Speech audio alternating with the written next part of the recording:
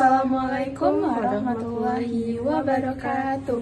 Halo guys, kenalin aku Sartika Diabasa. Dan aku Yula Inesia. Kami dari program studi PGMI semester 6 di YN Curug. Nah, hari ini kita mau ngapain ya Hilda? Nah, jadi hari ini kita akan mewawancarai seorang pembisnis di Edupreneurship. Nah, kayaknya seru ya. Selain seru, kita juga pasti dapat manfaat nih dari sini.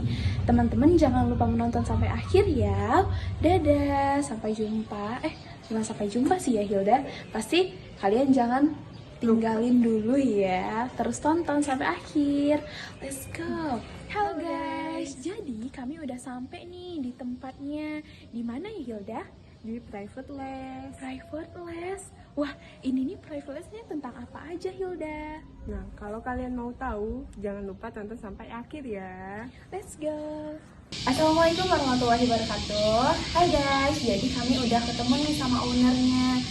Nah, sekarang kita mulai tanya-tanya kali ya. Nah, sebelum kita tanya-tanya lebih lanjut, ada baiknya kita kenalin dulu nih Mbak. Nah, kalau boleh tahu nama Mbaknya siapa ya Mbak? Baiklah, assalamualaikum. Nama saya Anissa Desi Lucia. Anissa? Desi Lucia. Anissa Desi Lucia. Nah, biasanya itu tuh dipanggilnya? Biasa dipanggil Anissa boleh, Nisa boleh, Anes juga boleh. Jadi Nisa aja Ya, Mbak ya. Nah, kalau untuk panggilan dari anak-anak itu ke Mbaknya itu Ibu, Mbak? Kalau yang murid dari dulu itu manggilnya Mbak Anes. Mbak Anes. Tapi kalau sekarang kebetulan udah ngajar, karena ngajarnya di MIN, jadi panggilannya Umi. Oh, Umi. Ya, jadi udah banyak yang manggil Umi Anes atau Umi Nisa. Di sini juga manggil Umi Anes. Kalau yang baru-baru, maksudnya taunya udah dari sekolah kan, dari Iya. sekolah manggilnya Umi, aku bawa sampai sini Umi. Nah, kalau kami anaknya manggil apa nih Mbak ya? Mbak aja. Boleh, kan? Mbak aja kalau Mbak aja. Nah, kalau boleh tahu usia Mbak ini?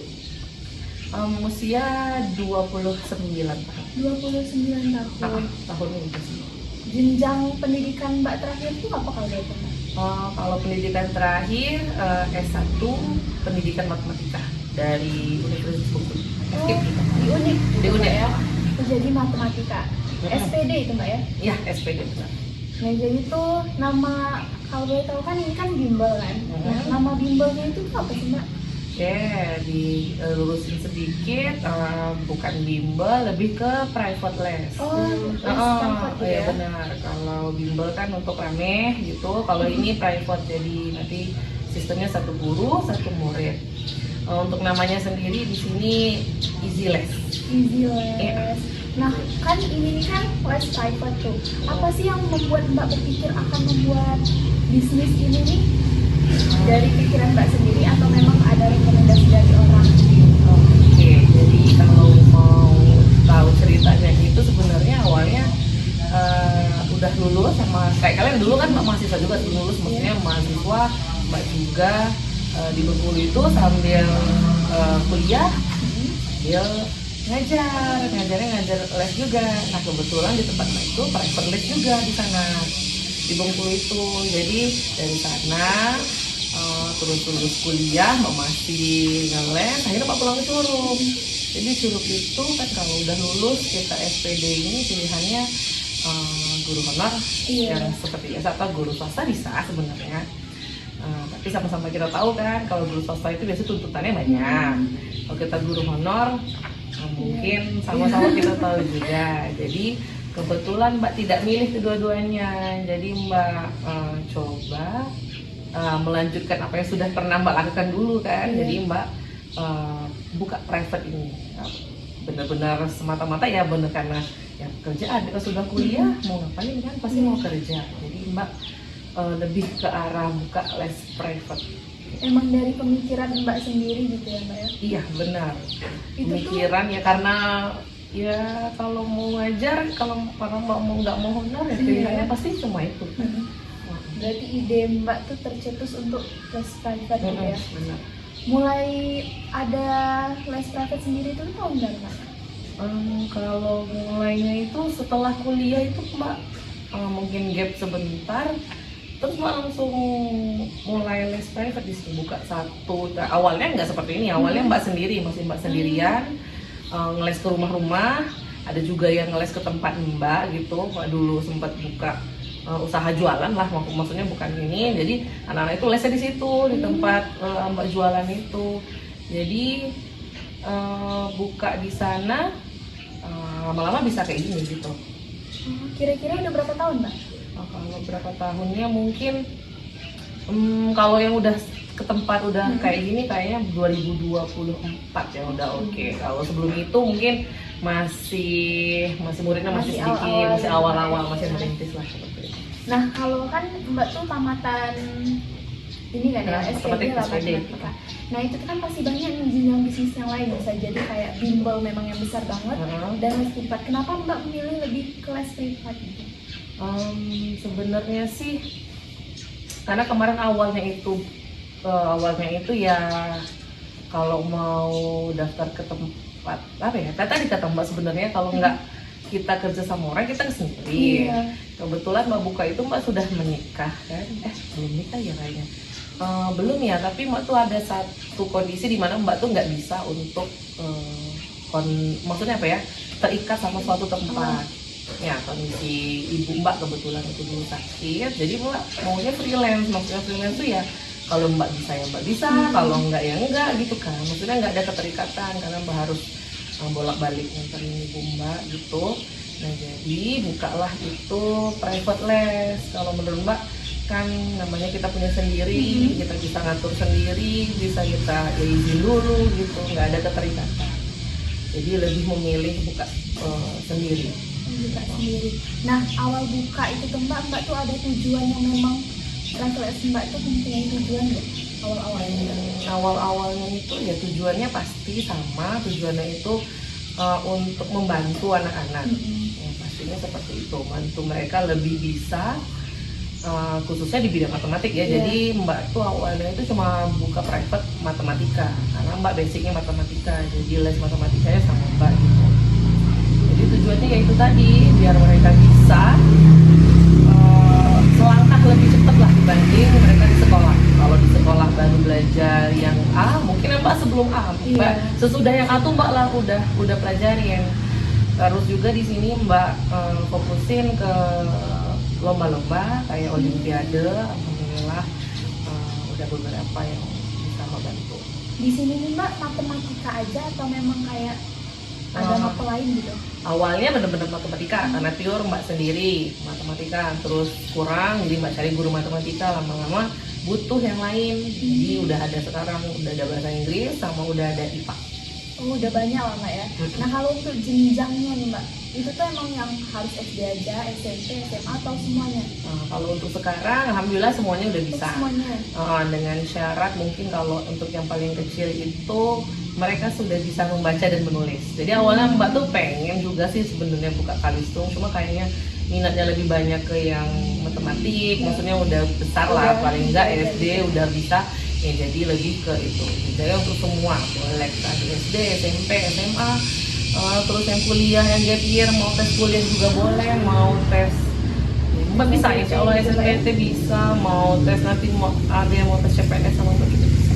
Nah, kalau untuk pembelajarannya itu kan offline, online, atau kita datang ke rumah atau anaknya yang ke sini?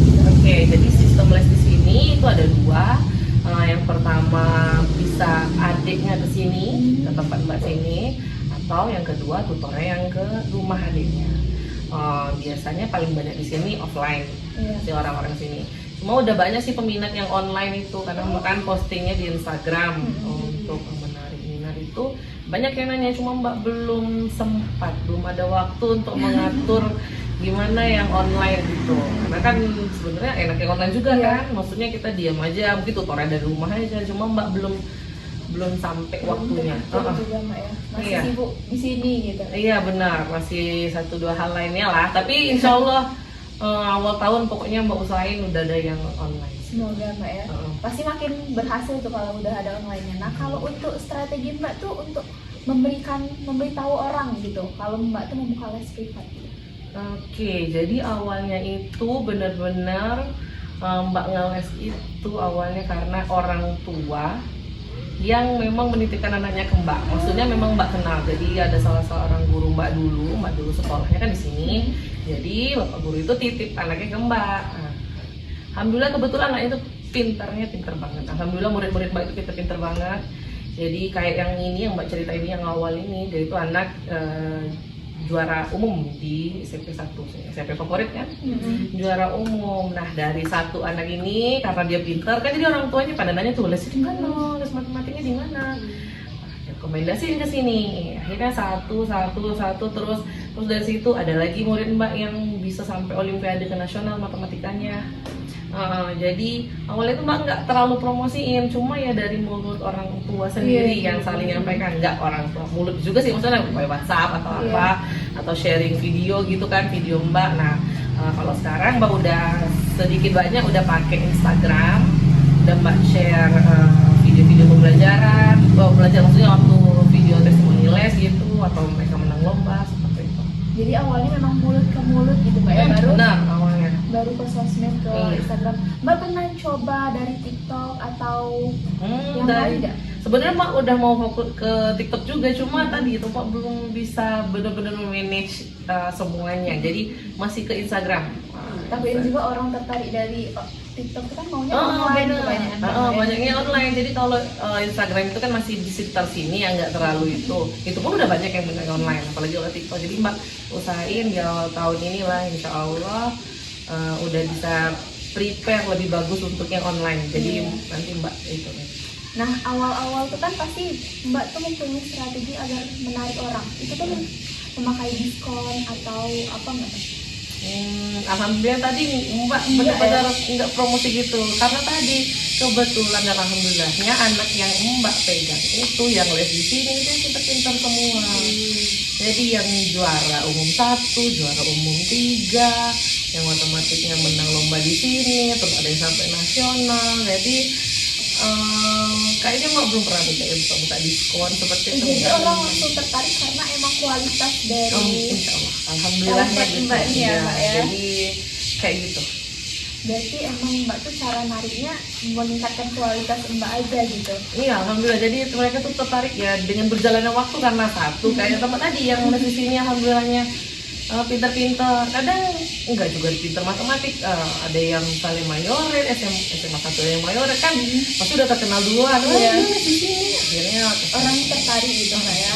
Nah kalau misalnya pembelajaran di sini itu tuh menggunakan metode yang emang khusus atau sama aja gitu Mbak?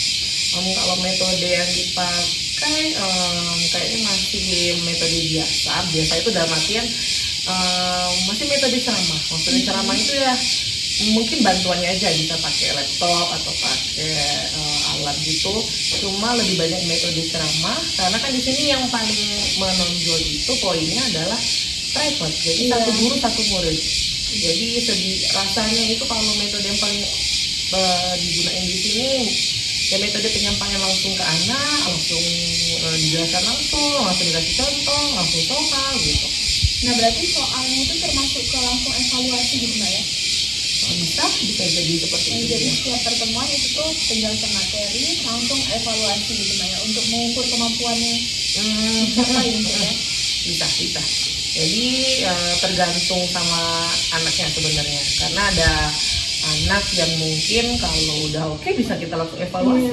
Tapi kalau masih jauh ketinggalannya, mungkin lebih ke mengejar ketinggalannya dulu. Karena kan yang susah itu kalau lagi dapet yang kayak misalnya contoh murid SMA, tapi kalian belum bisa. Jadi kan balik lagi ke masalah SD. Jadi selesai dulu masalahnya, seminimal mungkin itu bisa menyamai level. Ya kalau dia SMA kelas 10 ya sama dulu levelnya gitu. Berarti cara mengajarnya itu lebih ke menyesuaikan dengan siswanya gitu Mbak ya? Menyesuaikan dengan siswa, benar. Kalau siswanya belum ngerti ya kita ulang lagi materinya, kalau udah ngerti ya bisa lanjut mengukur lanjut evaluasi. Nah kalau misalnya boleh tahu Mbak, sekarang kan udah mungkin udah lumayan terkenal ya, itu tuh udah berapa sih apa tuh anggota Mbak? Kalau yang ngajar di sini udah 23 sama Mbak. Sama Mbak sendiri 23, jadi Mbak tetap ngajar di sini. Terus kalau untuk ngajar aja ya, sama siswanya? Kalau ngajarnya itu tuh 23. Ya, 23 orang. Nah itu tuh gurunya guru apa aja? Tadi guru matematik, bahasa Inggris, sama IPA. Jadi itu 23 itu tuh gabung antara mereka. Iya benar. Kalau siswanya itu berapa Mbak? Kalau siswanya alhamdulillah udah sekitar 150.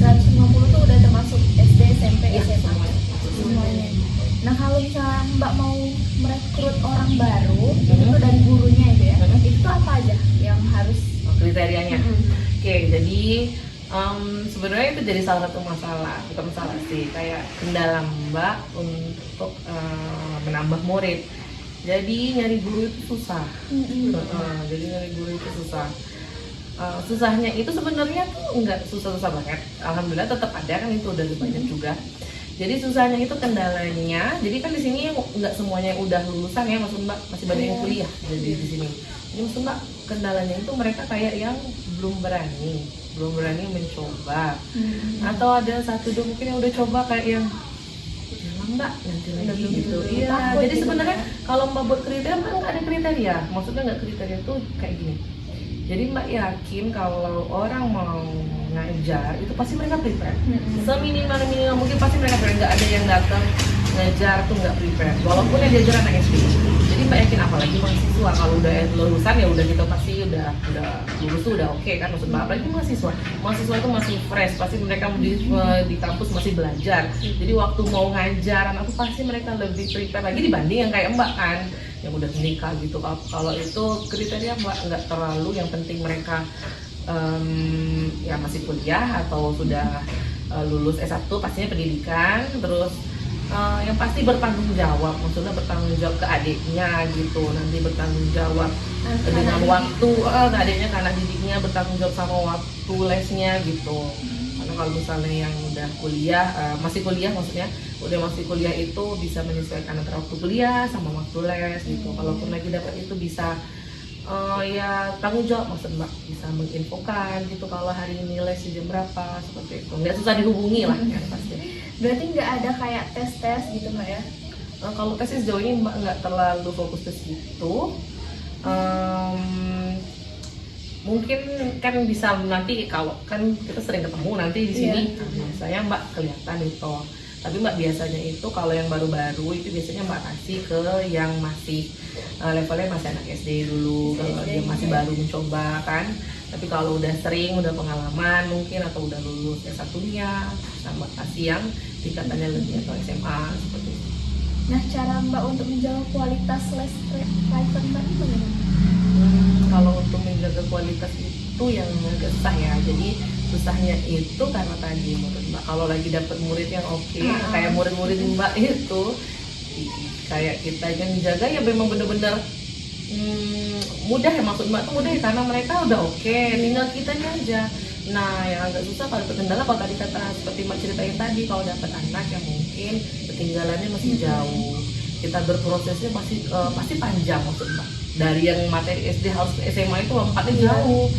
Nah, mungkin kalau dari Mbak sendiri sih, selagi kita ngasih totalitas kita yang terbaik, maksudnya kalau kita ngasih 100, insya Allah seminimal mungkin 90% itu pasti dapat hasil, pasti kembali. Jadi kalau Mbak untuk menjaganya, Mbak selalu sampaikan gimana kita itu effortnya ya, maksud Mbak tetap ngasih apa yang terbaik dari kita untuk adik. Untuk adik-adik yang itu tuh Mbak ya. Nah, kalau selain dari anak didik yang itu tuh ada kendala lain nggak Mbak? Kendala lain kayaknya sih nggak terlalu ada ya, nggak. Kendalanya mungkin penyesuaian kayak sekarang baru TTKA seperti itu, tapi nggak terlalu kendala juga sih. Mungkin jadi kendala itu ya masih yang kayak tadi sih, kalau menurut Mbak dapat murid yang kalau dapat anak maksudnya dapat murid yang anak SMA tapi kalinya belum bisa, tambahnya belum bisa, sedangkan orang tua itu berharap dengan les anaknya bisa, padahal harusnya prosesnya itu prosesnya panjang. Maksud Mbak nggak bisa dengan les di sini nilainya dari 70 jadi 90 langsung, kan tidak bisa. Cuma mungkin tapi nggak ada sih, maksudnya pasti orang tuanya insya Allah bisa mengerti. Semoga aja Mbak ya. Nah, kalau misalnya kendala-kendala seperti ada pesaing dari les tempat lain gitu ya. Kalau itu sih nggak jadi kendala ya, maksud Mbak. Kalau Mbak nganggapnya ya Mbak malah kalau memang misalnya kayak ada yang datang ke sini anaknya belum bisa baca, ya Mbak sarankan, kalau les itu di sini ya tempatnya Ibu misalnya. Kalau misalnya dia mau yang kayak gini, di sini Mbak malah sarankan di sini aja tempat lesnya, kayaknya ini bagus kan Mbak. Kita juga masih sama-sama tahu kan tempat les yang lain. Jadi mbak nggak nganggapnya sebagai saingan, mbak nganggapnya ya memang kalau memang itu udah rezeki mbak, memang tempat les mbak cocok, tempat les mbak bagus, insya Allah ya bakalan tetap kesini orang. Iya, tanpa harus kita melakukan persaingan gitu mbak ya. Iya. Mbak tuh pernah nggak mbak ngerasa kalau misalnya jumlah siswa mbak tuh malah menurun gitu, atau berkurang-kurang gitu? Kalau berkurang banget sih enggak ya, mungkin pasang surutnya pasti ada. Cuma alhamdulillahnya sih walaupun turun terus ada lagi, terus ada yang itu ada lagi gitu. Karena mungkin kan kayak yang kalau sekarang kayak yang paling sekarang nih yang agak kerasa itu kelas 6 itu udah TKA. Kan mereka berhenti dulu tuh. Tapi kan yakin SMP orang tuanya udah ngomong nanti SMP lanjut lagi ya Bu gitu. Kalau yang SMP kelas 9 ya mungkin mereka udah TKA ngapain lagi kan les sebanyak itu, nanti SMA lanjut lagi ya begitu. Mungkin pasang surutnya mungkin waktu di masa-masa liburan atau di masa-masa kayak gini pergantian Semester. kelas ya, pergantian kelas. Kalau semester sih nggak terasa ya, semester 1 semester 2 kan mereka biasanya masih terus lanjut. Yang kelas itu dari semester 2 mungkin ada yang naik kelas kayak Mbak ceritain tadi, mungkin gapnya agak 2 atau 3 bulan, tapi setelah itu ajaran baru biasanya udah oke lagi. Berarti balance lah mbak ya, kalau ada yang kurang pasti kemungkinan bakal datang lagi ya gitu mbak ya. Alhamdulillah ya. Berarti solusi mbak kalau misalnya ada yang keluar itu tuh gimana mbak? Kalau ada yang keluar sih Pak nggak masalah kan, mungkin siapa tahu ada yang nggak cocok. Kita nggak tahu nggak cocoknya dari mana kan, dari gurunya, bisa jadi dari harga lesnya atau dan sebagainya, tempatnya mungkin. Karena ada 1-2 tuh yang mungkin yang paling sering itu karena mau antar jemputnya ke sini. Kalau mau kadang mbak bilang kan bisa gurunya ke situ. Cuma kadang kalau guru yang situ kan mbak agak naikin dikit, mbak minta ongkosnya mungkin kayak keberatan. Atau juga mbak suruh mbak minta kalau gurunya ke rumah mungkin orang tuanya di rumah nggak ada orang gitu. Jadi kebanyakan masalah itu dari kesibukan antara orang tua dan mau ngantar jemput anak seperti itu. Jadi gitu mbak ya. Nah kalau misalnya apa namanya itu kan pembelajaran yang mbak jelaskan tadi itu ceramah gitu mbak ya. Nah itu tuh mbak tuh pernah terpikir ada inovasi baru selain ceramah nggak mbak? Metode yang pasti dipakai kan ceramah, tapi di samping itu banyak kok yang lain. Maksud mbak yang lain itu dalam artian kalau mbak tuh selalu berusaha, kalau mau mengajar itu mbak cari metode yang paling mudah. Maksud metode yang paling mudah itu kalau matematika kan ada tuh misalnya kalau ngerjain ini bisa pakai, caranya nggak cuma satu. Jadi mbak itu cobain dulu, mbak cari tahu dulu metode mana yang paling mereka langsung bisa. Jadi mbak berusaha itu satu bab yang mereka harusnya panjang, mbak usaha jadi singkat. Mbak berusaha seperti itu. Jadi lebih ke apa ya, kalau mereka ini mbak berusaha karena matematik ya, jadi mbak berusaha mereka itu bisa mengerjakan dengan senang gitu. Dan asik gitu ya. Iya. Karena kebetulan ini baru-baru ini yang paling banyak itu murid SD. Kebetulan mbak juga baru megang anak SD untuk Olimpiade kan. Jadi mbak tuh karena biasanya ngajar SMA kan, SMA SMP jadi beda suasana. Mereka butuh ini, butuh. Jadi mbak cari, oh ternyata butuh misalnya bantuan alat peraga gitu ya. Mbak cari apa yang alat yang bisa dipakai, atau butuh bantuan misalnya kayak game ya kita pakai game. Kalau di sini yang paling sering itu yang bahasa Inggris. Jadi karena bahasa Inggrisnya itu mungkin karena bahasa Inggris itu nggak menghitung ya, maksudnya bisa sambil main, bisa sambil itu. Mereka separuh itu guru itu bawa alat sendiri mereka alhamdulillah kreatif, bawa gunting misalnya nempelin ini, oh ini bentuknya ini mungkin, atau misalnya ada yang pakai apalah game kayak gitu.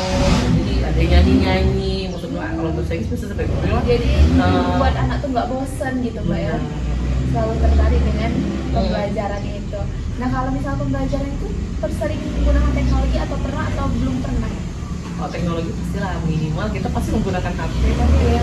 Jadi maksudnya minimal yang pakai itu pasti handphone. Maksudnya handphone itu dalam artian ya kadang soal dikasih ke sana kan, kadang kalau kita ini untuk referensi mereka bisa pakai laptop juga kan, bisa kita tampilkan worksheet dan seperti itu kan.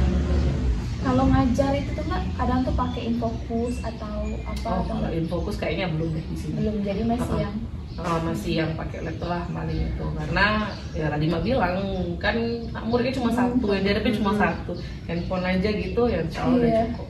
Nah cara mbak mengembangkan untuk ide-ide Mbak tuh gimana sih cara mengajarkan dengan anggota-anggota lain pakai inovasi-inovasi gini gitu?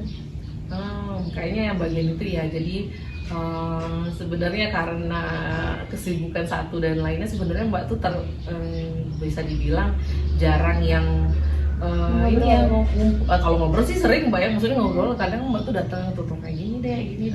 Mbak tuh lebih seringnya bukan curhat ya, kayak ngobrol satu-satu ke mereka. Tapi kalau yang ngumpulin mereka ini kayaknya belum. Kesibukan satu dan lainnya itu sih yang masih kurangnya dari Mbak gitu. Apalagi kan banyak yang masih punya kesibukan di luar juga. Iya, karena mau ngumpulin mereka ini kebetulan yang satunya sambil kuliah, yang satunya ngajar di sini, mau malam ada yang nggak boleh keluar malam. Jadi kan, jadi banyak tutor itu karena kayak yang tinggal di asrama nggak boleh keluar malam kan kalian kan, nah kayak gitu. Mbak, kalau boleh tahu nih dari dampak ke siswanya nih, apakah cuma dari pengetahuannya aja yang meningkat atau dari sosialisasinya, cara berbicara kepada guru dan lain sebagainya gitu? Oke, jadi kalau untuk dampak lainnya, mungkin kalau sosial sih Mbak nggak terlalu itu ya, tapi yang Mbak bisa lihat di sini, kalau yang les ke sini, yang semula mungkin mereka nggak kenal padahal mereka satu sekolah, akhirnya mereka jadi kenal. Oh, les di sini juga ya. Oh iya, nah gitu paling. Jadi nambah relasi antara siswa ke siswa lain gitu Pak ya? Jadi yang antar sekolah juga jadi bisa lebih berteman kan mungkin. Bah, kalau orang tuanya itu tuh Mbak ada nggak yang kayak berteman gitu dari sini gitu? Kenal gitu? Sebenarnya banyak yang kenalan ya. Jadi kata Mbak tadi, maksud Mbak kenalan itu ya memang mereka itu datang ke sini karena tahu dari ini, yang ini tahu dari ini. Jadi mereka hampir semuanya itu saling berteman. Gitu, ya. Kalau misalnya udah kan dari pendidikan gitu dan juga dari cara mereka bersosial gitu tuh, selain itu ada nggak kepuasan tersendiri bahkan sebagai edupreneurship? Apa sih Mbak kepuasan Mbak? Kalau kepuasan Mbak di sini yang pasti puas saat anak itu berhasil. Berhasil itu dalam artian kalau ulangan, besoknya ulangan, nilai mereka kalau bisa ya 100. Kalau misalnya mereka untuk persiapan lomba ya pasti hasilnya mereka menang. Gitu. Tapi ya kalaupun belum, Mbak selalu bilang ke mereka enggak sekarang tapi nanti pasti. Nah, untuk yang belum mencapai target itu tuh respon orang tuanya gimana Mbak? Ada nggak yang kurang senang gitu atau gimana? Oke. Jadi alhamdulillahnya orang tua di sini suportif. Maksud Mbak suportif itu mereka sebagian besar, banyak sih yang semuanya, hampir semuanya itu mengerti kondisi anak mereka sendiri. Jadi kalau misalnya gagal kayak Mbak tadi, kayak murid Mbak benar-benar yang Mbak ajarin itu lombanya juara 4, maksudnya ya sebenarnya bagus kan, cuma orang tuanya berharapnya nomor 1, tapi ya nggak apa-apa, mungkin memang kalau kata orang tuanya ya biarlah Mbak, kita udah usaha, memang dia masih belum itu ya gitu. Jadi respon orang tuanya menerima gitu Mbak ya? Lebih banyak menerima dan ya masih benar-benar lebih suportif, maksudnya ya udah pelan yang penting udah coba. Berarti nggak menyalahkan Mbak ataupun guru les privat yang lain? Alhamdulillah nggak ada yang menyalahkan. Ya, jadi masih tetap menerima dan juga memperbolehkan anaknya tetap melanjutkan les gitu Mbak ya?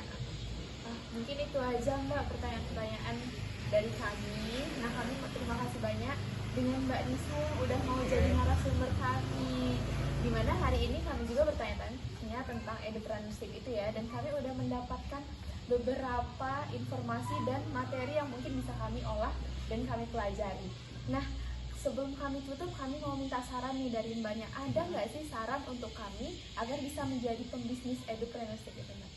Oke, jadi saran dari Mbak, sarannya mungkin lebih ke percaya ke diri kalian sendiri. Diri kalian itu pasti punya potensi. Jadi jangan takut mencoba, yang pasti juga untuk segala sesuatu yang sedang dilakukan, sedang diusahakan, kasih yang 100. Kalau kasih 100, dari tadi Mbak sampaikan, kalau kalian kasih 100, minimal 90% pasti kembali ke kalian. Jadi, nah kalau misalnya selain kepercayaan diri dan kita memberikan semuanya kepada peserta didik, itu tuh apa lagi kunci sukses menurut Mbak? Kunci sukses yang pasti yang paling harus benar dipegang untuk adik-adik Mbak yang masih belajar, untuk kalian juga yang pasti harus berani mencoba. Saat kita mencoba, kita tahu, oh kurangnya di sini, oh harusnya gini. Tapi kalau kita belum pernah mencoba, jadi kita nggak tahu. Berarti kunci sukses dari Mbak ini guys, itu tuh adalah kita harus mencoba hal baru. Jangan takut kalau misalnya kita belum bisa, karena kalau belum tahu kita pasti belum bisa gitu Mbak ya. Benar. Nah kalau misalnya waktu bisa diputar kembali, nah apa sih yang mau Mbak perbaiki gitu? Oke, kalau waktu mau diputar kembali, yang akan Mbak perbaiki mungkin ke diri Mbak sendiri. Jadi yang mau Mbak perbaiki, mungkin Mbak tadi yang mau Mbak sampaikan ke kalian itu mungkin berlaku juga ke Mbak. Mungkin Mbak harus lebih berani mencoba segala sesuatu, segala kemungkinan yang ada, segala opsi. Mungkin Mbak akan lebih percaya ke diri Mbak. Jadi awalnya juga Mbak itu tipe yang kurang percaya diri, jadi Mbak takut-takut. Ternyata setelah dijalani, oh ternyata tidak susah ya. Oh ternyata Asik gampang gitu ya. ya. Oh ternyata bisa, pokoknya gitu. Nah, jadi terima kasih banyak Mbak atas saran-sarannya agar kami bisa menjadi pembisnis juga nih, apalagi di bidang entrepreneurship. Nah mungkin itu aja guys dari kami tutup ya. Wassalamualaikum warahmatullahi wabarakatuh.